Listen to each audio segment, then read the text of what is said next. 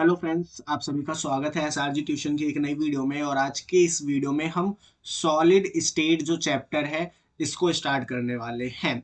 आज की वीडियो जो है इसमें हम बेसिक बातें करेंगे सॉलिड स्टेट से रिलेटेड, जैसे कि किसी भी सॉलिड स्टेट की क्या क्या प्रॉपर्टी होती हैं, हम सॉलिड को कैसे क्लासिफाई करते हैं एंड उनका क्लासिफिकेशन होता क्या है एंड उनकी कुछ प्रॉपर्टीज जानेंगे।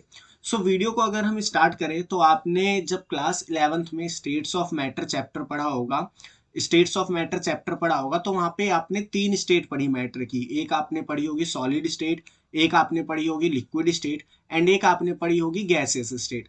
अब लिक्विड एंड गैस को हम साथ में मिला के एक नाम देते हैं फ्लूइड। लिक्विड एंड गैस को हम साथ में मिला के क्या बोलते हैं? फ्लूइड बोलते हैं।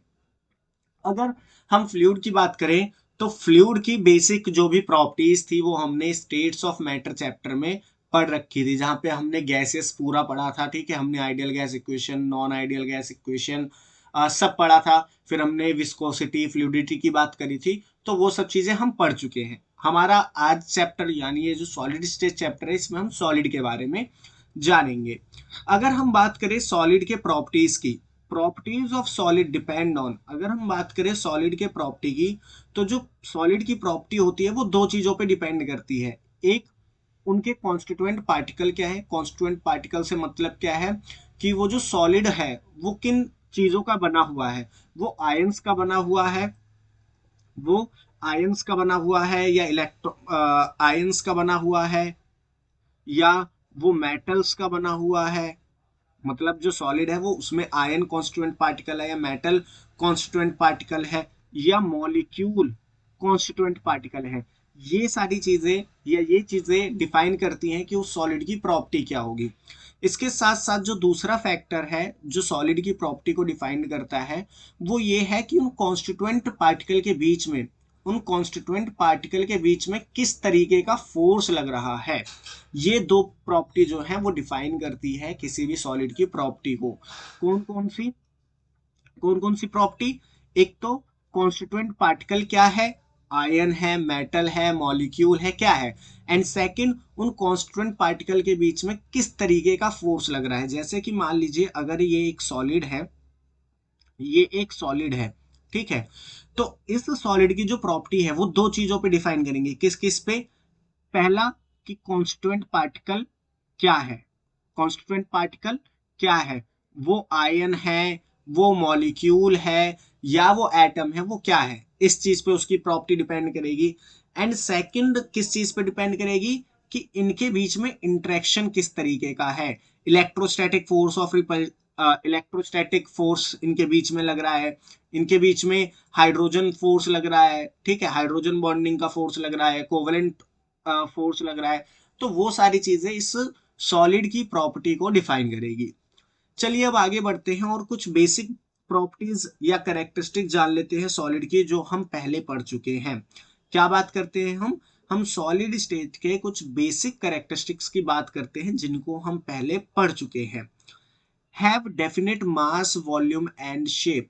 जो हमारे पास सॉलिड होते हैं इनकी डेफिनेट मास होती है, वॉल्यूम होती है एंड शेप होती है। यानी कि जो सॉलिड स्टेट है उनके मास, वॉल्यूम ये सब फिक्स रहता है, चेंज नहीं होता।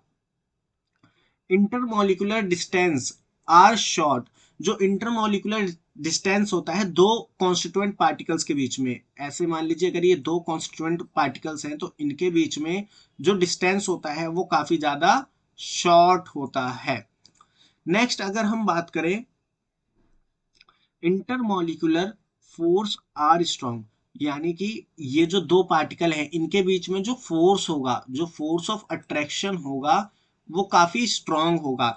एंड काफी स्ट्रांग होगा तो वो अपनी मीन पोजीशन से ऑसिलेट करेंगे, अपनी मीन पोजीशन पे ऑसिलेट करेंगे। जैसे मान लीजिए ये अगर मीन पोजीशन है तो वो इसी के चारों तरफ ऐसे घूमेंगे, वो इस मीन पोजीशन को नहीं छोड़ेंगे।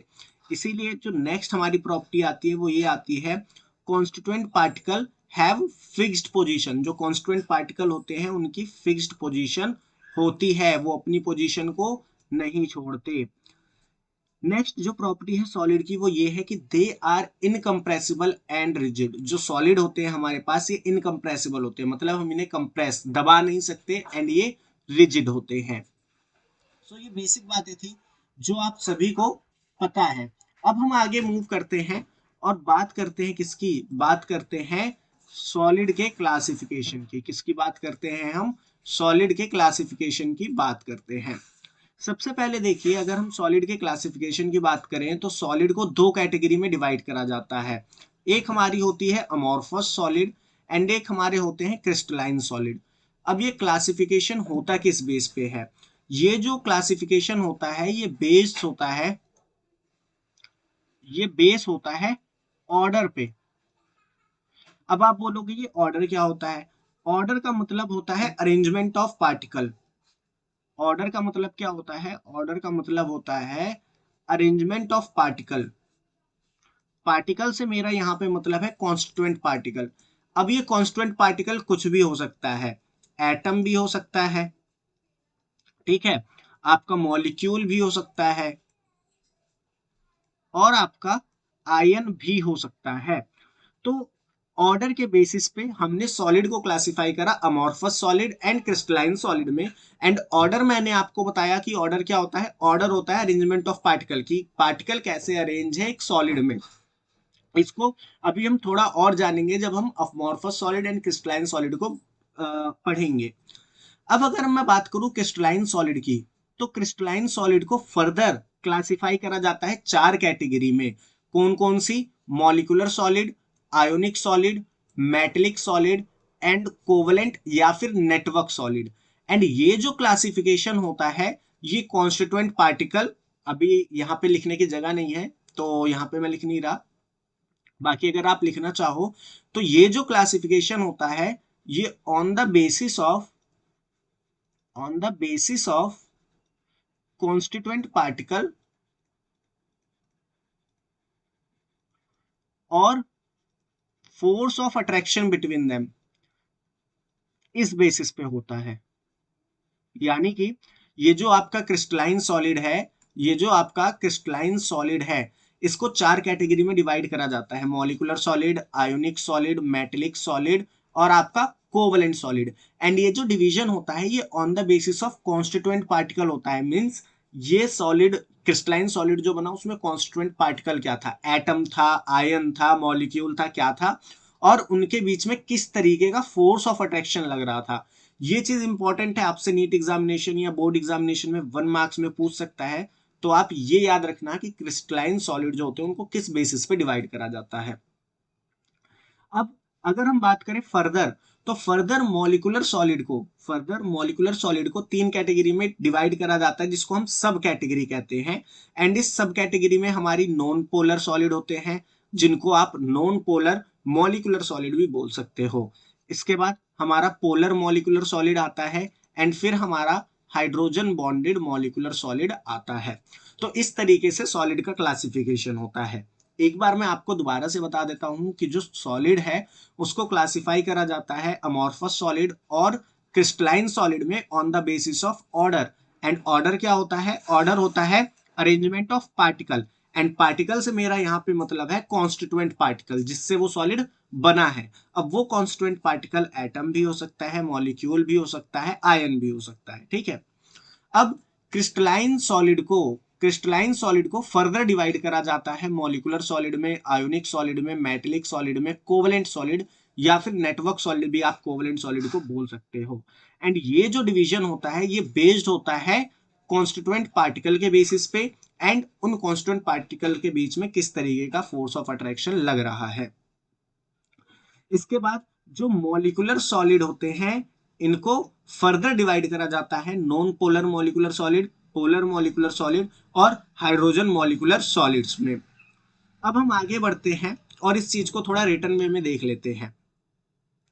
On the basis of nature of order present in arrangement, arrangement में किस तरीके का ऑर्डर प्रेजेंट है कॉन्स्टिट्यूएंट पार्टिकल का, उसके बेसिस पे सॉलिड जो है दो तरीके के होते हैं, crystalline solid and amorphous solid. तो चलिए सबसे पहले हम बात करते हैं किसकी, क्रिस्टलाइन सॉलिड की सबसे पहले हम बात करते हैं क्रिस्टलाइन सॉलिड की कि क्रिस्टलाइन सॉलिड की क्या प्रॉपर्टी है एंड इनमें किस तरीके का ऑर्डर देखा जाता है।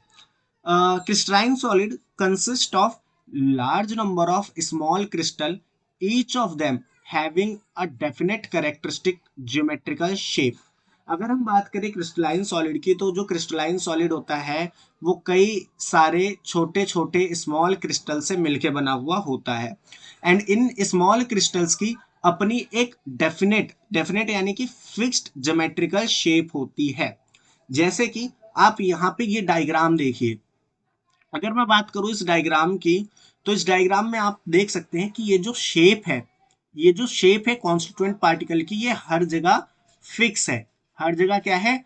फिक्स है। एंड इसीलिए ऐसे सॉलिड्स को हम क्या बोलते हैं? क्रिस्टलाइन सॉलिड बोलते हैं। तो यहाँ पे आप एक बार दोबारा से मैं आपको डेफिनेशन बता देता हूँ क्रिस्टलाइन सॉलिड की, कि क्रिस्टलाइन सॉलिड क्या होते हैं। क्रिस्टलाइन सॉलिड में कई सारे स्मॉल क्रिस्टल्स होते हैं, जैसे कि आप ये देखिए, इसमें कई सारे ये स्मॉल क्रिस्टल्स हैं, और हर एक स्मॉल क्रिस्टल की अपनी एक आइडेंटिकल और डेफिनेट ज्योमेट्रिक शेप है। ज्योमेट्रिक शेप यानी ये, ठीक है। It has a long range order. अब देखिए, अब ये बात आपको समझनी होगी कि लॉन्ग रेंज ऑर्डर क्या होता है। लॉन्ग रेंज ऑर्डर का मतलब क्या होता है, इस चीज को अब हम समझते हैं। अगर हम बात करें लॉन्ग रेंज ऑर्डर की, तो मान लीजिए ये पूरा एक क्रिस्टल है, ठीक है। आपको मैं समझाने के लिए एक बताता हूं कि ये मान लीजिए ये आपका पूरा एक क्रिस्टल है, या आपका एक पूरा सॉलिड है। अब इसमें जब जो कॉन्स्टिट्यूएंट पार्टिकल ज्योमेट्रिक शेप है, जो कि ज्योमेट्रिक शेप है, अगर ये काफी दूर तक सिमिलर पैटर्न फॉलो कर रहा है, सिमिलर पैटर्न फॉलो कर रहा है, ठीक है, और सबकी शेप आइडेंटिकल है, सबकी ज्योमेट्रिकल शेप आइडेंटिकल है, तो इसको हम बोलते हैं लॉन्ग रेंज ऑर्डर। क्या बोलते हैं इसको? हम लॉन्ग रेंज ऑर्डर बोलते हैं। लॉन्ग रेंज ऑर्डर होता क्या है कि जब जो भी स्मॉल क्रिस्टल है जो इसने क्रिस्टलाइन सॉलिड को बनाया, वो कंटिन्यूअसली एक ही पैटर्न में रिपीट होते हैं, कंटिन्यूअसली एक ही पैटर्न में रिपीट होते हैं पूरे सॉलिड में, तो उसको हम लॉन्ग रेंज बोलते हैं। शॉर्ट रेंज में क्या होता है? शॉर्ट रेंज में होता यह है कि यहाँ पे जो पैटर्न होता है वो इरेगुलर होता है। जैसे कि यहाँ पे पहले सर्कल था, यहाँ पे सर्कल था, यहाँ पे ट्रायंगुलर आ गया, यहाँ सर्कल आ गया, यहाँ ट्रायंगुलर आ गया, यानी कि यहाँ पे कोई पैटर्न फॉलो नहीं हो रहा है। जैसे कि आप यहाँ पे देख सकते हो, ये जो क्रिस्टलाइन सॉलिड की हमने बात करी थी, इसमें ये देखो, ये जो शेप है ज्योमेट्रिक शेप, जिसको आप सर्कुलर या स्फेरिकल बोल सकते हो, ठीक है, ये कंटिन्यूअसली रिपीट हो रही है, और ये पूरे सॉलिड में रिपीट होगी। लेकिन अमॉर्फस सॉलिड में देखो तो आप, कोई ज्योमेट्रिक शेप फिक्स नहीं है और ना ही रेगुलर है। यहाँ पे देखो कितना छोटा साइज है, यहाँ देखो ये आड़ा मेढ़ा टेढ़ा तिरछा बना हुआ है, ठीक है। तो यहाँ पे ज्योमेट्रिक शेप फिक्स नहीं है और ना ही कंटिन्यूअसली वो फॉलो हो रही है। तो इसको, ऐसे अरेंजमेंट को हम बोलते हैं शॉर्ट रेंज। क्या बोलते हैं? शॉर्ट रेंज बोलते हैं। और ऐसे अरेंजमेंट जहां पे ज्योमेट्रिकल शेप जो है कंटिन्यूअसली पूरे सॉलिड में रिपीट हो रही हो, उसको हम क्या बोलते हैं? लॉन्ग रेंज बोलते हैं।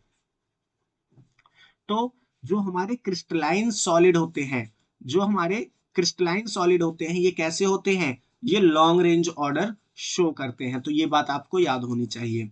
आगे अगर हम बात करें, जो क्रिस्टलाइन सॉलिड होते हैं, इनका एक शार्प मेल्टिंग पॉइंट होता है। जो क्रिस्टलाइन सॉलिड होते हैं, ये एक शार्प मेल्टिंग पॉइंट पे ही पिघल जाते हैं, ठीक है।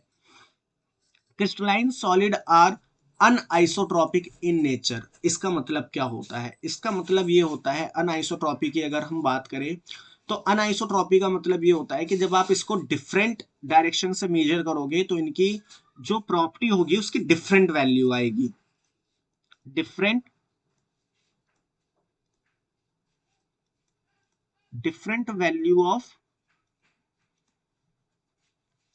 Physical properties.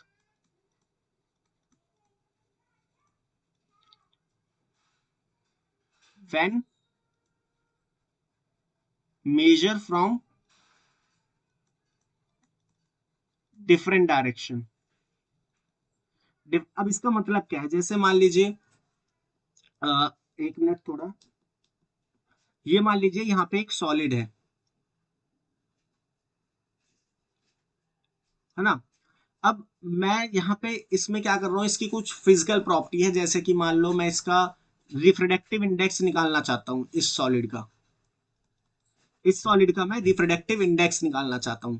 तो मैंने जब रिफ्रैक्टिव इंडेक्स निकालने के लिए जब मैंने वैल्यू को इस डायरेक्शन में मेजर करा, इस डायरेक्शन में मेजर करा, तो उसकी जो वैल्यू आई मान लीजिए समथिंग 1.8 आई, समथिंग ऐसी कोई जनरल वैल्यू ले रहा हूँ, ठीक है, ऐसी कोई वो नहीं है कि इसका 1.8 होता है, बस ये दिमाग में है तो ले ले रहे हैं। 1.8 आई जब मैंने इस डायरेक्शन में इसको मेजर करा। अब जब मैंने डायरेक्शन चेंज करी, मैंने सोचा अच्छा ऐसे 1.8 आ रही है, मैं इस डायरेक्शन में मेजर करता हूं।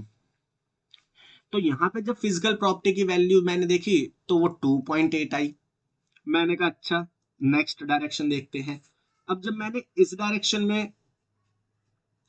डायरेक्शन में उसको मेजर करा, तो अब जो रिफ्रैक्टिव इंडेक्स की वैल्यू आई वो 1 पॉइंट या 2.4 आई मान लीजिए। तो यहाँ पे क्या हो रहा है कि जब आप डिफरेंट डिफरेंट डायरेक्शन में मेजर कर रहे हो तो रिफ्रैक्टिव इंडेक्स की डिफरेंट डिफरेंट वैल्यू आ रही है। इसी को हम बोलते हैं अनआइसोट्रॉपी। इसी को हम क्या बोलते हैं? अनआइसोट्रॉपी। अनआइसोट्रॉपी में क्या होता है कि जब आप डिफरेंट डायरेक्शन से किसी भी फिजिकल प्रॉपर्टी को मेजर करते हो तो उसकी डिफरेंट वैल्यू आती है, और ये एक कैरेक्टरिस्टिक है क्रिस्टलाइन सॉलिड का। तो ये आपको याद होना चाहिए। अब अगर हम क्रिस्टलाइन सॉलिड के एग्जाम्पल की बात करें तो क्रिस्टलाइन सॉलिड का एग्जाम्पल है सोडियम क्लोराइड का जो क्रिस्टल होता है वो क्रिस्टलाइन सॉलिड होता है। साथ ही साथ क्वार्ट्ज का जो क्रिस्टल होता है, ये जो आपको क्रिस्टल दिख रहा है ये क्वार्ट्ज है, एंड ये क्रिस्टलाइन सॉलिड है। ये क्या है? क्रिस्टलाइन सॉलिड है। इसी क्वार्ट्ज से इसी क्वार्ट्ज से हम ग्लास भी बनाते हैं। इसी क्वार्ट्ज की मदद से हम ग्लास भी बनाते हैं, लेकिन वो जो ग्लास होता है वो अमॉर्फस सॉलिड होता है। ठीक है, तो ये याद रखना आप। अब हम आगे बढ़ते हैं और बात करते हैं किसकी? आगे मूव करते हैं और बात करते हैं, एक मिनट, हम आगे मूव करते हैं और बात करते हैं,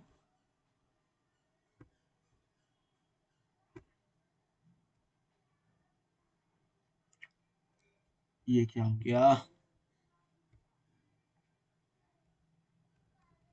हाँ, अब हम आगे बात करते हैं अमॉर्फस सॉलिड की। किसकी बात करते हैं? अमॉर्फस सॉलिड की। तो जैसे हमने क्रिस्टलाइन सॉलिड की प्रॉपर्टी की बात करी उसी तरीके से अमॉर्फस सॉलिड की बात करते हैं। Consist of particle of irregular shape. सबसे पहली बात कि अमॉर्फस सॉलिड में जो शेप होती है कॉन्स्टिट्यूएंट पार्टिकल की वो इरेगुलर होती है। क्या होती है? इरेगुलर। जैसे कि आप यहाँ पे देख सकते हो इरेगुलर शेप है। Arrangement of constituent particle is short range. यहाँ पे जो अरेंजमेंट होता है वो शॉर्ट रेंज होता है, यानी थोड़ी दूर तक ही जो क्या कह सकते हो, एक अरेंजमेंट है वो फॉलो होता है। ठीक है, जैसे ये थोड़ी दूर तक जाएगा, फिर इसके बाद ऐसे ट्राइंगल आ जाएगा। ये बस समझाने के लिए, ठीक है। Amorphous solid soften over a range of temperature. अब देखो इस चीज को समझो, जैसे हमने बात करी थी कि क्रिस्टलाइन सॉलिड का एक शार्प मेल्टिंग पॉइंट होता है, यानी वो एक पर्टिकुलर टेम्परेचर पे मेल्ट हो जाएगा। ठीक है, लेकिन मैं बात करूं अमॉर्फस सॉलिड की, तो अमॉर्फस सॉलिड में क्या होता है, इसको जब आप हीट करोगे ना तो ये मेल्ट ऐसे एक पर्टिकुलर टेम्परेचर पे नहीं होगा। ये पहले थोड़ा सॉफ्ट होगा, ठीक है, पहले थोड़ा सॉफ्ट होगा, फिर और ज्यादा सॉफ्ट होगा, फिर उसके बाद जाके मेल्ट होगा, उसके बाद जाके मेल्ट होगा। तो ऐसे सॉलिड को हम बोलते हैं अमॉर्फस सॉलिड। एंड इसकी इस प्रॉपर्टी की वजह से, क्योंकि ये टेम्परेचर के साथ साथ सॉफ्ट हो जाता है, इसके इस प्रॉपर्टी की वजह से हम अमॉर्फस सॉलिड को कई सारी शेप में ढाल सकते हैं, कई सारी शेप में चेंज कर सकते हैं। On heating they become crystalline at some temperature. अब कई सारे अमॉर्फस सॉलिड ऐसे हैं, कई सारे अमॉर्फस सॉलिड ऐसे हैं जिनको जिनको हम ये देखते हैं कि वो किसी एक पर्टिकुलर टेम्परेचर पे क्रिस्टलाइन सॉलिड जैसे बिहेव करते हैं। एंड क्रिस्टलाइन सॉलिड की तरह बिहेव करने की वजह से उनमें एक मिल्की अपीयरेंस आ जाता है। कैसा? एक मिल्की अपीयरेंस आ जाता है। इसका एनसीईआरटी में एग्जाम्पल भी दिया गया है। एग्जाम्पल आप रीड कर लेना वहां से कि जो पुराने आप घर देखते हो, बहुत ही पुराने घर, उनमें जो शीशे लगे हुए होते हैं वो थोड़े मिल्की हो जाते हैं। एंड इसका रीजन क्या है? इसका रीजन ये है कि वो क्रिस्टलाइन हो जाते हैं समय के साथ साथ, क्योंकि उनपे हीट, सूरज की रोशनी पड़ती है तो उनपे हीट पड़ती है, तो वो टेम्परेचर की वजह से क्रिस्टलाइन हो जाते हैं। amorphous solid have a tendency to flow through very slowly, therefore sometimes these are called pseudo solid or super cooled liquid। अब देखिए यहाँ पे ये इंपॉर्टेंट बात लिखी है, इसको आप याद रखिएगा क्या, कि जो अमॉर्फस सॉलिड होते हैं, जो अमॉर्फस सॉलिड होते हैं, जो अमॉर्फस सॉलिड होते हैं, इनके पास भी एक टेंडेंसी होती है फ्लो करने की, जो हम फ्लूइड में देखते हैं। फ्लूइड में हम जो टेंडेंसी देखते हैं फ्लो करने की, वो अमॉर्फस सॉलिड में भी होती है। लेकिन ये जो टेंडेंसी होती है फ्लो करने की, ये बहुत बहुत बहुत धीरे होती है। जैसे कि अगर मान लो, मैं आपको एक एग्जांपल समझाने के लिए दे रहा हूं, कि अगर आपने कोई फ्लूइड लिया, जैसे आपने पानी ले लिया, ठीक है, आपने पानी को छोड़ दिया यहाँ पे, और वो 1 मिनट में यहां से यहां चला गया, 1 मिनट में। अब अगर यही चीज आप किसी अमॉर्फस सॉलिड को छोड़ोगे, तो वो ये करने में कई सारे हजारों लाखों साल लगा देगा, ठीक है। इसीलिए हम बोलते हैं कि अमॉर्फस सॉलिड के पास फ्लो करने की टेंडेंसी तो है, लेकिन बहुत धीरे है, बहुत धीरे है। इसीलिए हम अमॉर्फस सॉलिड को सूडो सॉलिड या फिर सुपर कूल्ड लिक्विड कहते हैं, या फिर सुपर कूल्ड लिक्विड कहते हैं। सो आई होप ये आपको समझ में आ गया होगा। अब हम आगे बढ़ते हैं और इसकी कुछ और प्रॉपर्टीज जानते हैं।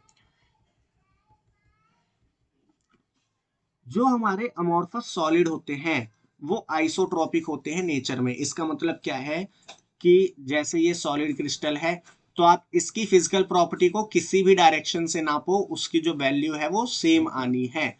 लेकिन आपका जो क्रिस्टलाइन सॉलिड था, जो क्रिस्टलाइन सॉलिड था वो अनआइसोट्रॉपिक था, क्योंकि उसमें डिफरेंट वैल्यू आ रही थी। अब इसका एक एग्जांपल दे रखा है कि जो अमॉर्फस सिलिकॉन होता है वो एक बेस्ट फोटोवोल्टेनिक मटेरियल होता है, यानी एक ऐसा मटेरियल होता है जो सनलाइट को, या सनलाइट की जो एनर्जी होती है उसको कन्वर्ट कर देता है इलेक्ट्रिक एनर्जी में।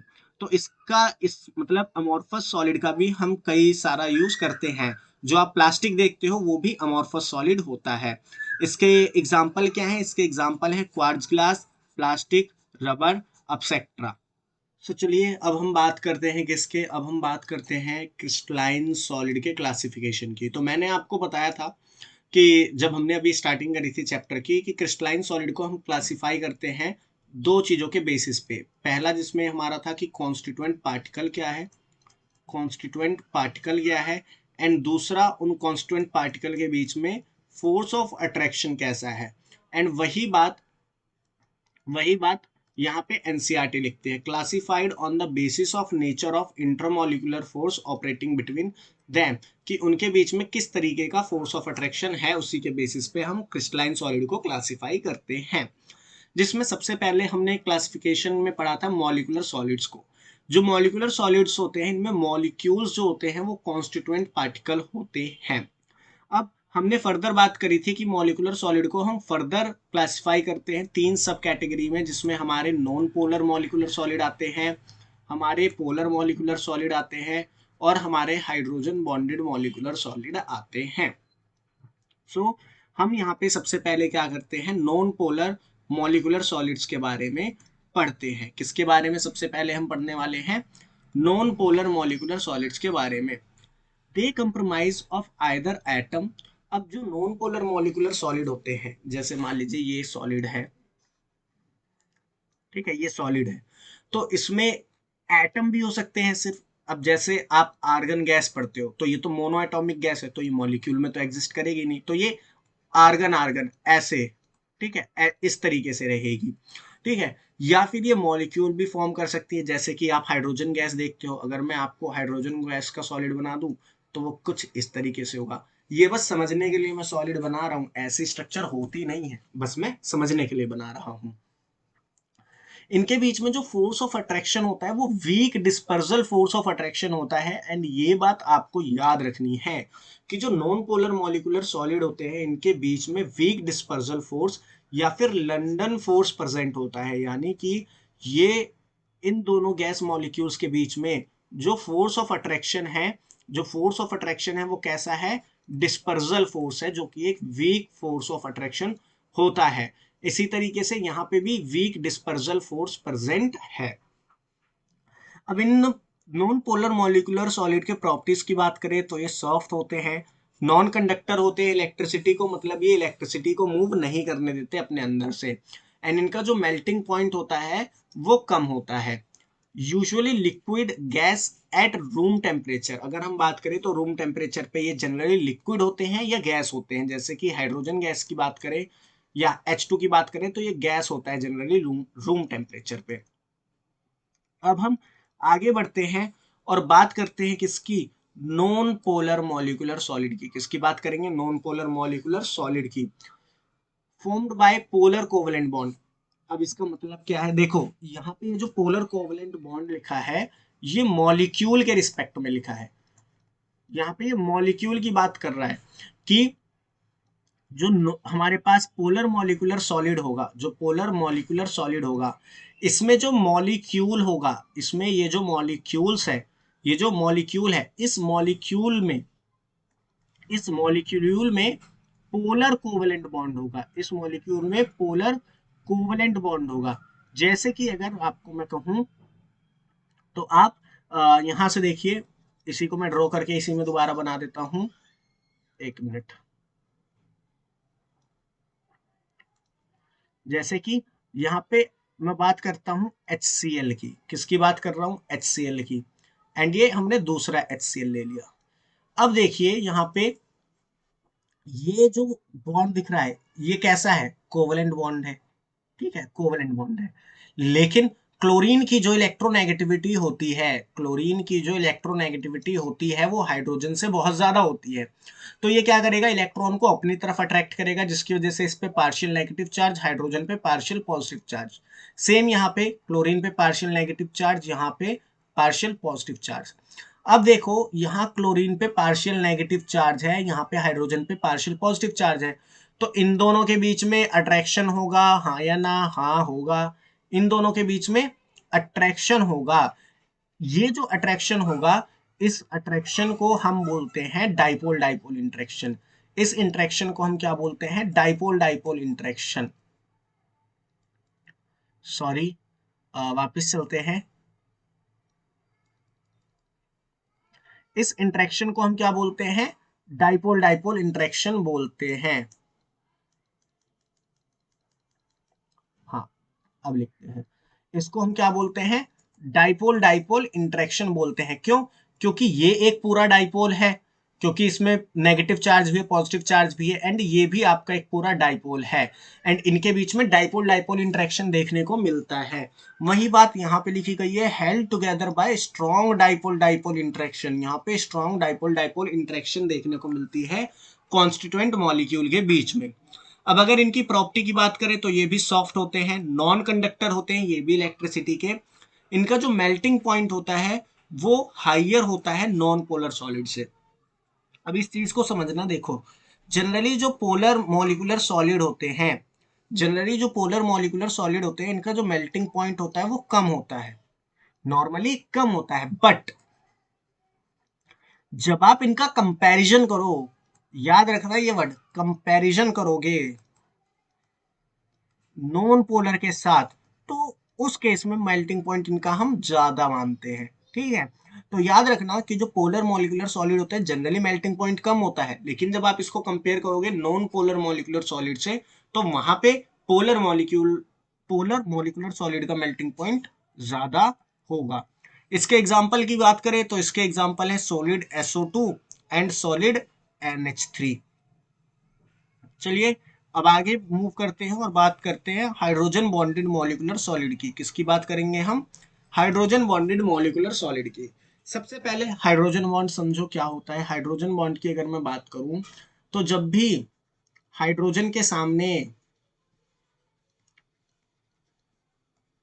हाइड्रोजन के सामने फोन आ जाए तो वहां पे hydrogen force of attraction exist करता है, ठीक है। वही चीज यहाँ पे लिखी गई है, molecule of such solid contain polar, याद रखना, contain polar covalent bond between hydrogen, fluorine, oxygen and neon atom. जैसे कि मान लीजिए ये एक सॉलिड है, यहाँ पे एक HF है, यहाँ पे एक दूसरा HF है। अब क्योंकि फ्लोरीन की इलेक्ट्रोनेगेटिविटी ज्यादा है, पार्शियल नेगेटिव पार्शियल पॉजिटिव, ठीक है। यहाँ पे partial positive partial negative polar के लिए मैं लिख रहा हूँ, ठीक है। पार्शियल पॉजिटिव पार्शियल नेगेटिव, ये क्या हुआ, पोलर कोवलेंट नेचर हमने दिखा दिया। बट यहाँ पे फ्लोरीन के सामने हाइड्रोजन है, तो अब यहाँ पे ये जो फोर्स ऑफ अट्रैक्शन आया, इसको हम बोलते हैं हाइड्रोजन, इसको हम बोलते हैं हाइड्रोजन बॉन्ड। तो हाइड्रोजन बॉन्ड बेसिकली क्या है, ये एक तरीके से आपका डाइपोल डाइपोल इंटरेक्शन ही है, ये आपका एक तरीके से डाइपोल डाइपोल इंटरेक्शन ही।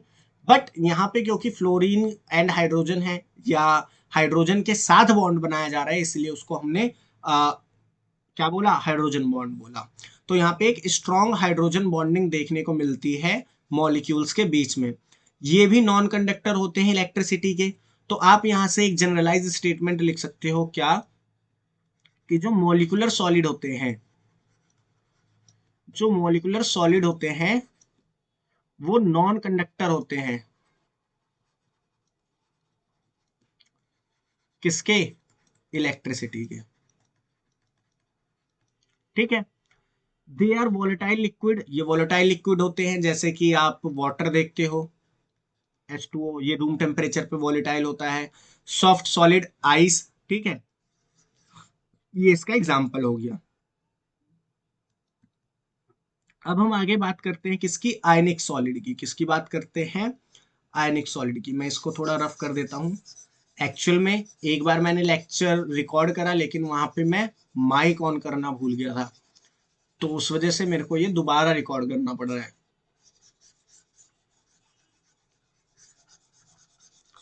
चलिए, किसकी बात कर रहे थे हम बात कर रहे थे आयनिक सॉलिड की।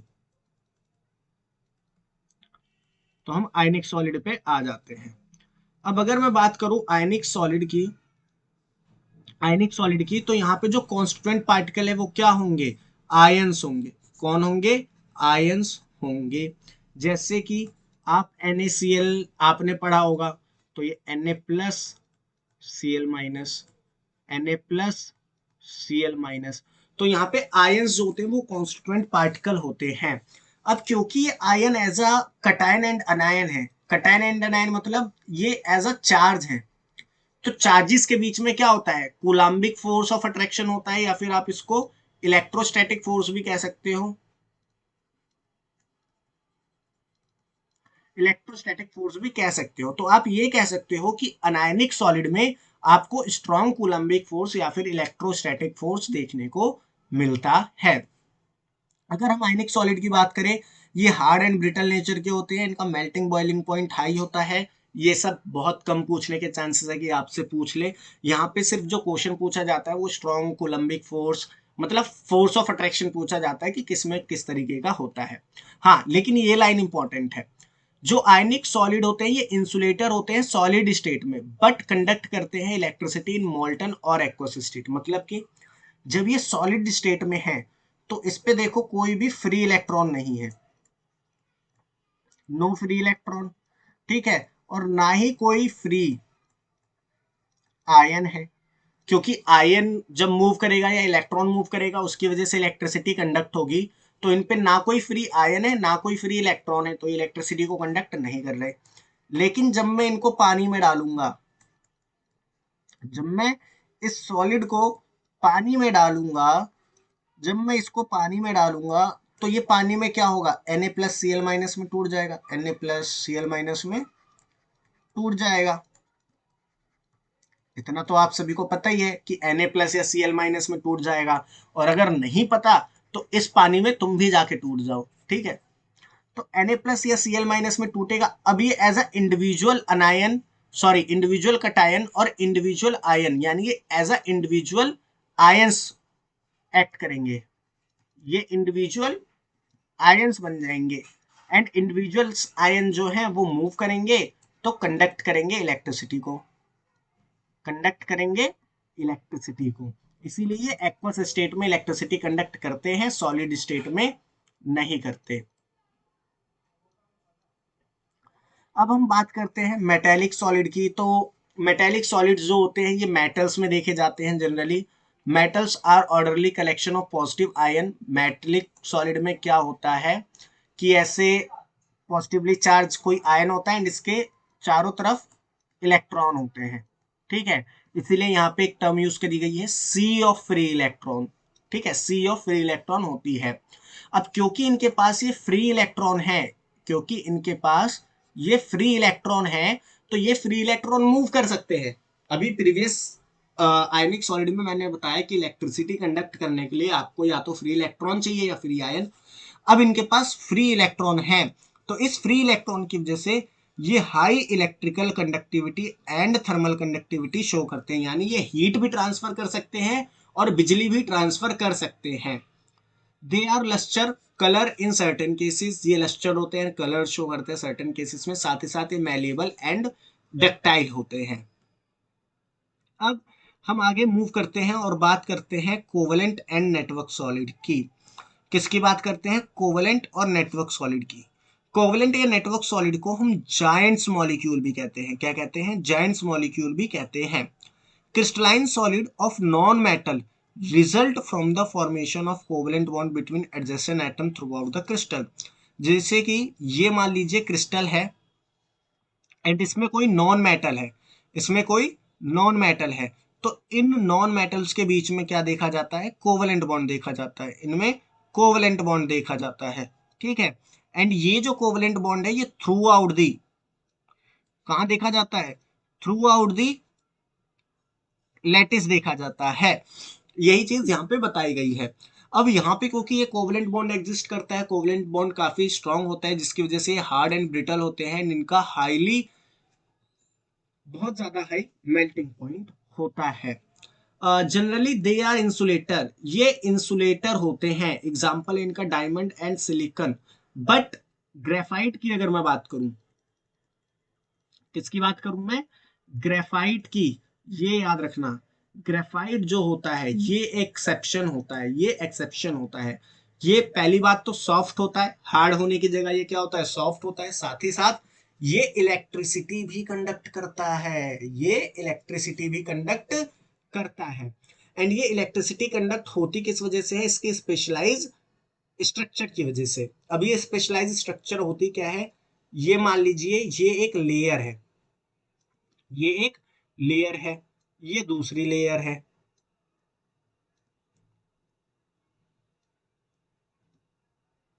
ये इस तरीके से होता है। इसमें होता क्या है कि मल्टीपल लेयर होती है। ग्रेफाइट की जो स्ट्रक्चर होती है इसमें मल्टीपल लेयर होती है। अब इस मल्टीपल लेयर में क्या होता है कि जैसे मान लीजिए ये एक कार्बन है, ये एक कार्बन है, ये एक कार्बन है, ये एक कार्बन है। तो ये जो एक कार्बन होता है ये सेम लेयर के तीन कार्बन से अटैच होता है, सेम लेयर के तीन कार्बन से अटैच होता है। अब आपको पता है कि जो कार्बन की वैलेंसी है वो 4 होती है, तो तीन बॉन्ड तो सेम लेयर में बन गए। अब ये जो चौथा बॉन्ड बनता है ना, ये एडजेसेंट लेयर के साथ बनता है। ये जो चौथा बॉन्ड बनता है ये एडजेसेंट लेयर के साथ बनता है। एंड इसमें जो इलेक्ट्रॉन होता है वो फ्री टू मूव होता है, वो मूव कर सकता है, ठीक है।